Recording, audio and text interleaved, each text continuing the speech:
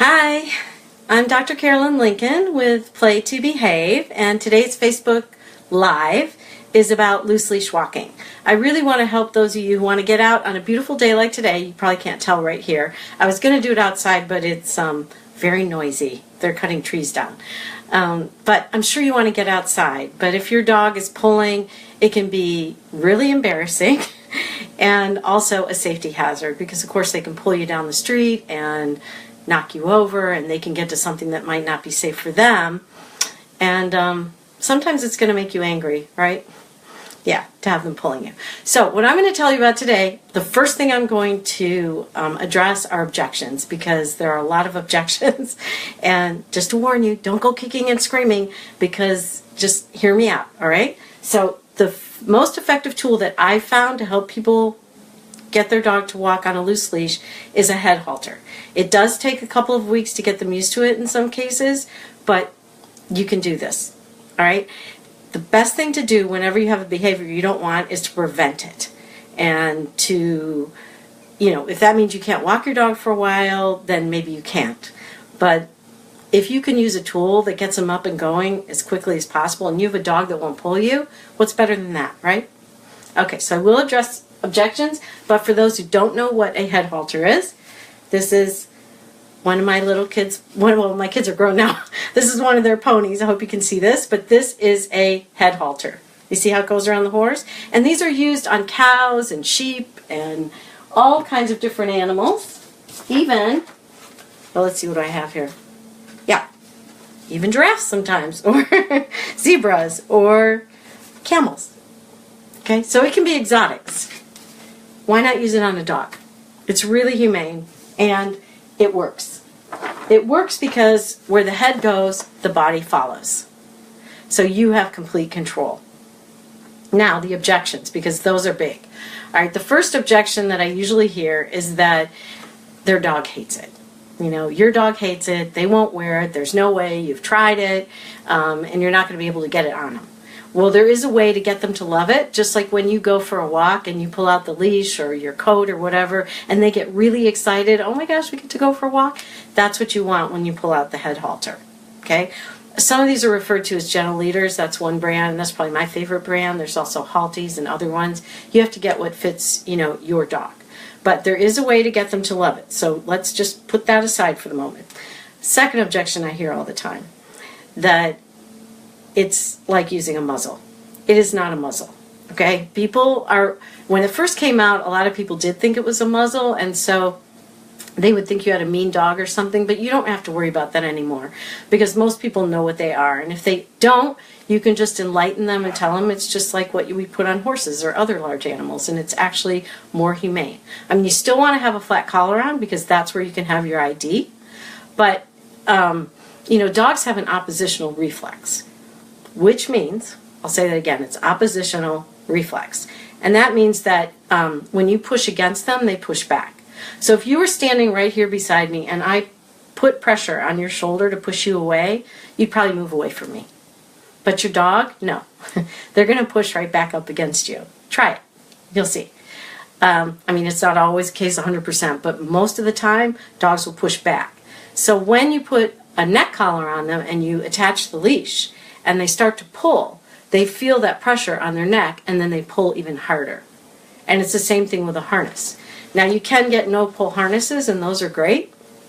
That's for another time. But some of these dogs, it's just not enough, okay? And the head halter typically has been much better, which is why, once again, you're going to see it on larger animals. So if you put a harness on, you might use that for pulling a wagon or sled dogs, because that'll make them pull harder. So you would really need a no-pull harness, which is a different type.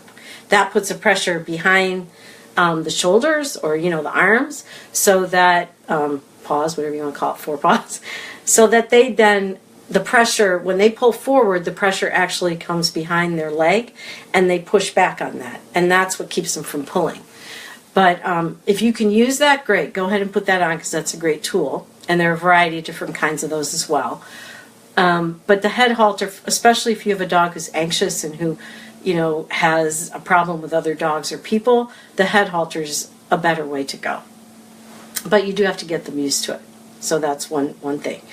Okay, so I addressed that it is, you know, your dog will hate it. There is a way to get him to love it.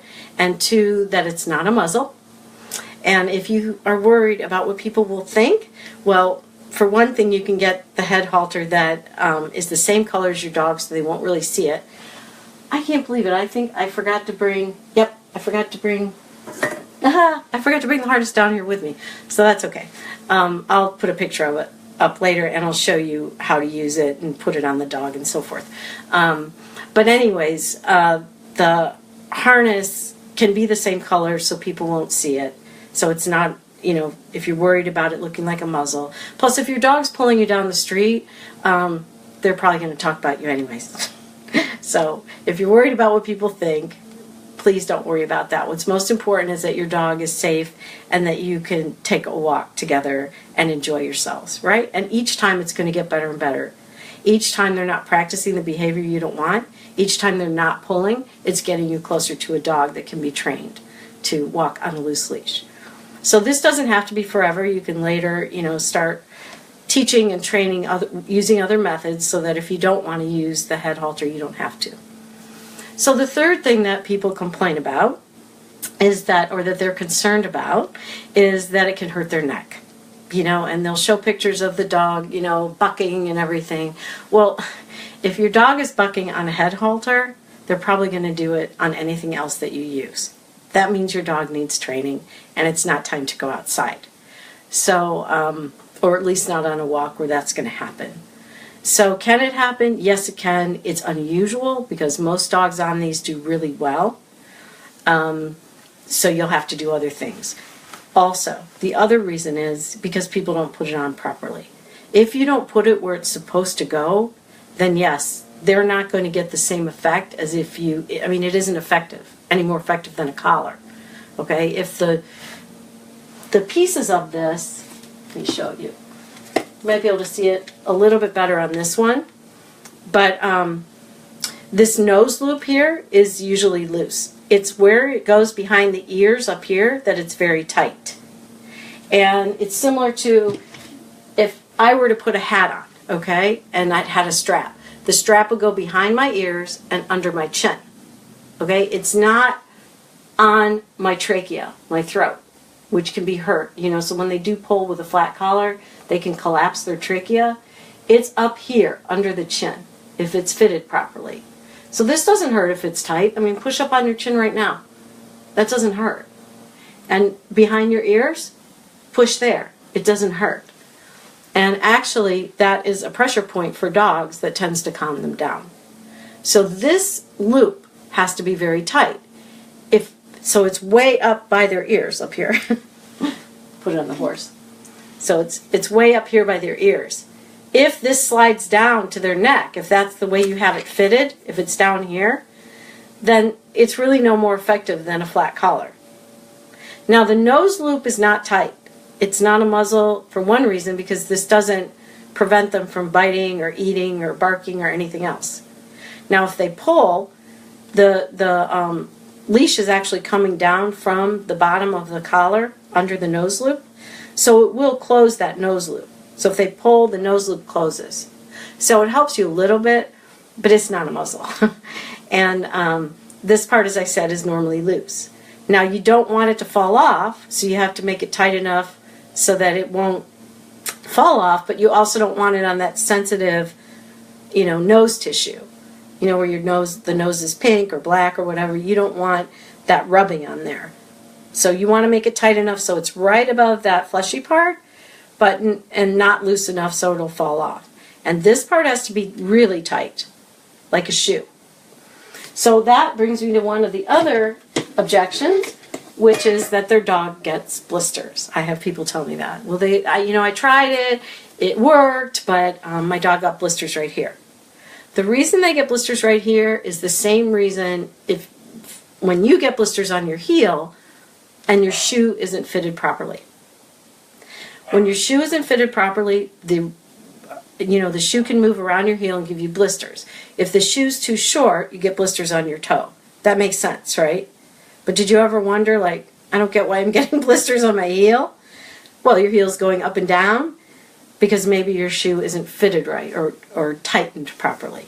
So if you don't tighten this area so that you can only get 1 or 2 fingers under it, then yeah, that part will move and the nose loop will move and cause those blisters. So one thing you need to do is make sure that it's, you know, fitted properly and that you get the right one for your dog. So on that note, just show you, I have all these little toys. So you might have a dog that has a nose kind of like this. This is a little poodle. Hopefully you can see that. Or one that has a more boxy nose. Or even one that has, yeah, this is the same thing, basically like a retriever. And you can usually find a head halter that fits pretty easily, like the Gentle Leader or the Halty collar. But if you have, say, an English Bulldog, you're going to need something different. So you need to check out the styles and see what fits your dog's head best. And some have big heads, you know, like a Rottweiler might need a different type of head halter than, say, you know, an Australian Shepherd or something. So check those out, and they have to be the right size. Color-wise, which I mentioned before, if you're sensitive about people seeing it on there, you can try to match the fur, or you can make it really fun, because they do come in patterns and different colors, like pink and gold, as well as black and tan and red, which are the most common ones that you see. You might need to order them online. Now, if you can't get that on there right away and you want a little tip to do something in the meantime, I would always have a nice strong leash attached to your dog and use a harness if possible, because you don't want to put any pressure on this neck, okay? You also don't want to put pressure on the shoulders, so it's best if you have a harness that has a V right here as opposed to going across the chest. But that's not what I was going to focus on today. But if you want to, you can take a slip lead, which is, once again, forgot to bring this down here, but a slip lead is just a leash that actually has a loop on the end, and as you pull on it, it tightens. It's not like a choke chain, okay, which I don't use, and I don't use prong collars. But you can take that slip lead, it's called, and they use them at vets, so if you know what I'm talking about. I can show a picture of that later too. But if you put that in the same position as the Gentle Leader, it'll have the same effect. It doesn't have the nose loop, but if it goes around here and behind the ears, and it's tight, it's going to give you that pressure point and that calmness. So to do that, you have to put the slip lead on and hold it straight up, which isn't easy, you know, because then you got to keep readjusting it sometimes. If you get one that's like a rope, it won't slip as easily, but if you hold that up, it will have the same effect. So you could potentially be walking your dog on a harness with a regular leash, a nice strong leather leash is what I recommend. And then if you see something coming up that might cause a problem, like another dog, a person, a deer, you know, then go ahead and the slip lead can just be hanging there. And then you can position it up behind the ears and hold it up straight, and that should keep your dog calm. I mean, there's certainly other tricks you can use. You can give them treats. You can throw them on the ground. You can turn them the other way. You can hide behind a bush. So there's lots of things that you can do when you're on your walk to prevent them from pulling and to get out of a situation, but that's just one. Just to tell you that that does work. So those are basically the objections, that people think that, you know, their dog is going to hate them and there's no way they can get them to use it, that it's like a muzzle, but it's not, and it's much more accepted than you realize now, that they can't find one that is going to fit properly or, you know, causes blisters, and you just have to look around because there's a lot available right now. And as far as the blisters, that's about putting it on correctly and tightening it properly. So all those things. Now, why would you use one? I've gone over the objectives. What's the point? What is it going to do for your dog? Well, I can't really show you here. I could have brought one of my dogs down with the Gentle Leader to show you, you know, how they act on it, and I will show you some footage of that, but I can't really do that here with Facebook Live because I can't move. I don't have another person, so I can't move the camera and the dog and so on. But maybe I'll do another Facebook Live with somebody, and then you can see how it works. But I can also just take footage otherwise. But in any event, once you put that on, you might have a dog who's pulling. You put that Gentle Leader on, and almost always they're going to walk right next to you, provided they're used to it, right? and you've trained them to it. And like I said, it could take you a couple weeks. But they'll walk right beside you, calmly. They're not pulling. They might see something, they might start to bark. Easy as can be, turn them around the other way. Because where the head goes, the body follows. Now, another objection, which I didn't mention, is sometimes they seem really subdued when you walk them on a gentle leader, and they don't seem to be enjoying the walk. And I have to say that some of them are, and I don't know if it's because of the pressure points there or because they just don't like it. But, you know, if you have a good time with them, they're going to have a good time, and eventually they'll get more and more used to it, and they won't seem as subdued. Okay, that's number one. That's been my experience. And then number two, it's like, yeah, but you don't have to do it the entire walk. You can put on the gentle leader when you first go out, and they're like, I gotta go, I gotta go, I gotta go, I gotta run, I gotta see this, and, you know, smell that. And they're really excited. Go ahead and put that on at the beginning, and when they calm down a little bit, take it off. And you can just, you know, have the leash attached elsewhere. You can put it on if you're coming up, you know, you see a crowd ahead or you see a dog coming up, you might want to go ahead and slip that on. So it's really nice. It's easy to put in your pocket. I feel terrible I don't have it right here with me because I was carrying it around and somehow I left it upstairs. And I'll just say a word about how to get them used to it, okay? But I'd like to go into that in more detail, you know, another time, not on the Facebook Live, so that this isn't too long. But I like to treat it like I would a necklace or, you know, a fancy piece of jewelry with a child. So when my kids were really little, and they're toddlers, I wasn't really wearing jewelry a lot, certainly not when they were babies, because they would grab it and damage it or pull it off or get hurt. I'd have to have an earring pulled out. So if you see this pearl necklace, I love this necklace. This was given to me by my husband and for our 5-year anniversary, which was a long time ago. And I would not wear this when I had the kids little. But sometimes, just for fun, we'd go through my jewelry and I would show it to them. And, you know, when they got older, I could wear it. But how I would work with my kids with this is to show them the jewelry, you know, show them the necklace and say, isn't this pretty? This is Mommy's. You can't touch, I mean, you can touch it, but you can't hold it just yet. You know, and over time, you know, when I would trust them more and I knew they could be gentle, then I would let them hold it and I might even put it on them, but I would supervise. You get the idea, right? And this is how I want you to treat that gentle leader. Like it's a very special necklace. And your dog could damage it. And so when you get ready to, when you first buy it, you're not going to put it on your dog or anything. I mean, you might need to know that it's going to fit. I understand that.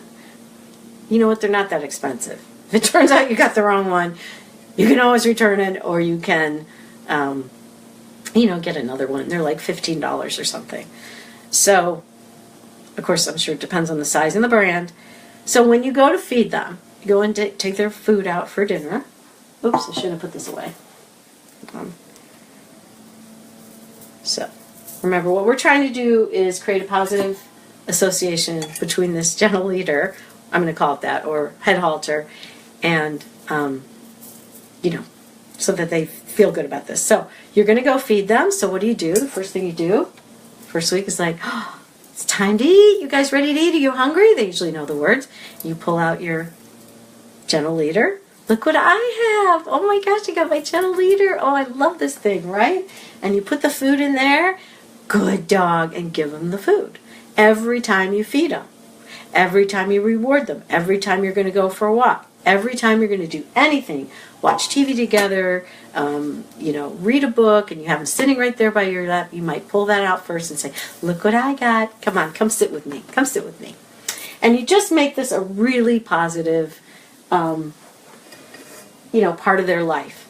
And then, over time, you're going to start putting it on them or getting it closer to them where they can touch it, right? Just like with a necklace. And reward.